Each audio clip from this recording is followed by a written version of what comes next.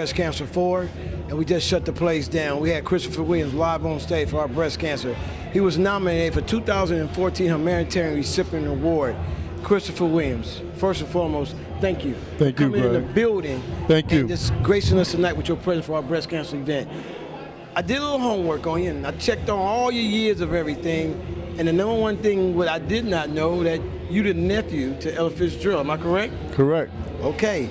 And from that, there was a legend already in your household.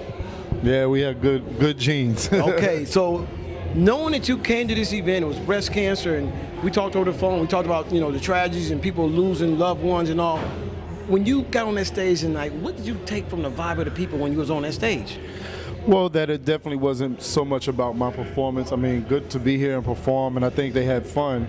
But I mean, the excitement of the band and the whole event, just to support, and they come to support you and your, you know, what you've been doing, and that's a great cause to support. But what goes through my mind when I was up there is that I think cancer touches everybody, and I think that's why I veered off the music, because when you're talking about cancer, you can't really make just light of it. You know what I mean? Exactly. You're right. And you don't want to be too deep.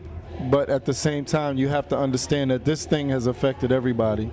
My mother-in-law passed away of cancer. So, you know, again, cancer is something that, man, I really wish that we could get away from. I've been doing a lot of studies on my own, Dr. Max Gershon, and certain raw food things that can allegedly turn cancer around. But of course, it's a struggle in America because, you know, chemotherapy is so much money and it's big business. So yes, it is. It's like a balance of fear and wanting to try to say, okay, God says my body can heal. But I'm in this circumstance already. Yes. Can I trust natural healing, or do I go forward and take this poison? And it's just such a deep thing. I just had a friend who actually does the marketing on my new project named Terry Haskins. She's the marketing for Bad Boy, Carol's daughter. Okay. 47 years old, just beat cancer. Wow. And she had pancreatic, so it was a serious one. It lodged in her back somewhere. And just to see her go through chemo was like daunting.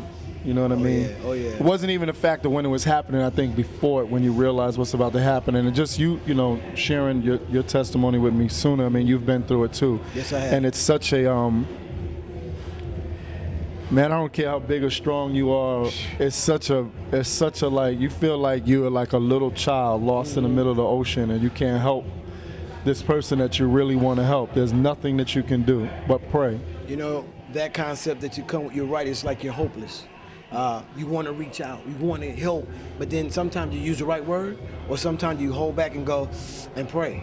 Because sometimes we don't have that wiggle room anymore to answer those questions or to get that support. So sometimes we end up to be the ear.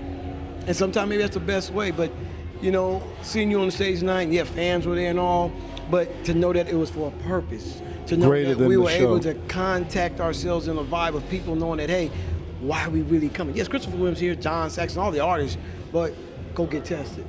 The reality is, I'm tired of picking up a phone, Chris, understanding that someone on the other end is telling me they got 14 months to live.